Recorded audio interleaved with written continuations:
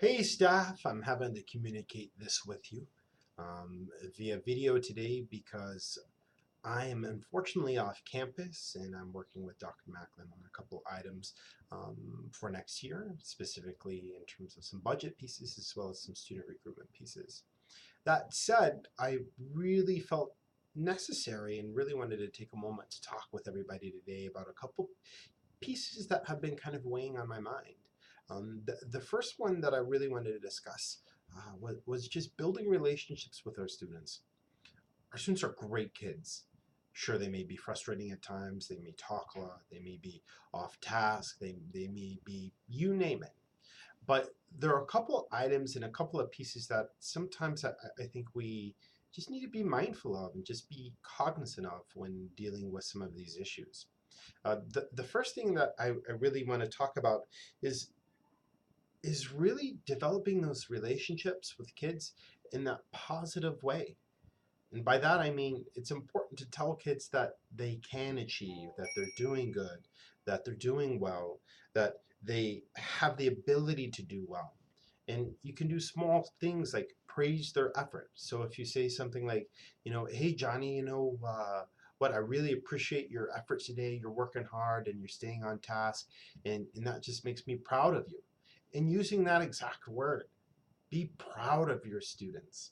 Secondly, I think that when we have to provide corrective behavior to students, it's so key to do that privately. In the past, I've always said that we correct privately and we praise publicly, and I can't echo that enough. And we really need to make sure that we do that each and every day. So for those students that won't listen, or for those students that are really just being stinkers, take a moment to have a conversation with them in the hall. Don't ask why they did what they did, but just directly say, hey, Johnny, I need you to step it up today. You know you can do this. I believe in you, but I need to make sure that you're doing your work. Let me know if you need help, and I'm willing to help you. Additionally, I think that we have to remember that students will remember how you made them feel long after they remember what they did. In other words, what the consequence was. That becomes minute, that becomes insignificant. But how you made them feel will stick with them for a lifetime. I also encourage you all, and really this is going to be an expectation that we do things in each classroom to create a positive culture, display student work, develop pride in student improvement, and that's key. So sometimes a student may have taken a benchmark test in your class, and you know what, maybe that first test or even that second test, they did poorly. But maybe that third test, they grew by 10%. Or maybe that fourth test, they grew by 15%. Show them that you're proud of them for that. Talk to your kids, get to know them. Make sure that you're always calm, that you're collected, that you have your thoughts together. Because one thing we know about kids is they're going to mirror whatever it is that you do. So if you're frustrated, well, they're going to be frustrated. If you're angry, they're going to be angry. If you're upset, they're going to be upset. We're the adults in the building, we're the professionals, and our kids really need someone to care about them. They need someone to really mentor them, and it's our job to build that relationship for them. And I'm just going to communicate that that's my expectation. We have to build a strong community, and we have to build that rapport with kids and their families. So if you need to discuss more about that, if you have questions about specific strategies that we need to be utilizing or that you can utilize in your classrooms each and every day, find me. Let's talk during your planning period or after school or in the morning. I'm here available to you for those reasons. The second thing that I wanted to talk to everybody about today was really to be just a systems thinker and a solution oriented thinker. I'm all about problems, and I'm all about, helping and supporting each and every stakeholder in this building. Nevertheless, if you have problems and you want to discuss those problems, the only thing I ask is that you come to me with those problems having two solutions in mind.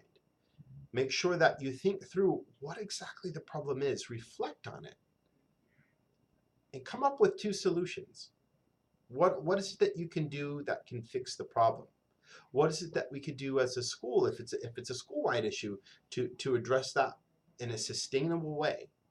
So that's my, I guess, my question. What I ask for each and every one of you today is be a solution-oriented thinker, be a systems thinker. Think through how that solution might have a domino effect in your classroom, in your practice, or as a school. Please make sure to do that. Lastly, we're going to begin a journey to create some thematic and unit lesson plans, or excuse me, some thematic and integrated units.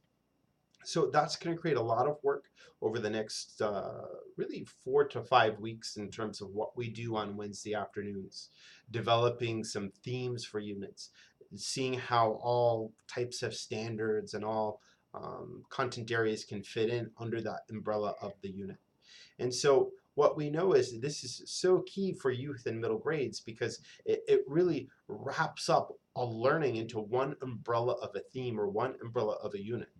So today I ask that you read that overview of thematic and integrated unit design and then work together to create some initial themes, just to practice, just to begin to think about how themes work and how thematic unit design works. Okay, so again, work as a team today. It should take you from PLC to about, oh, I would say 145 or 2. And then I've tasked some individual staff members with sending me some initial themes.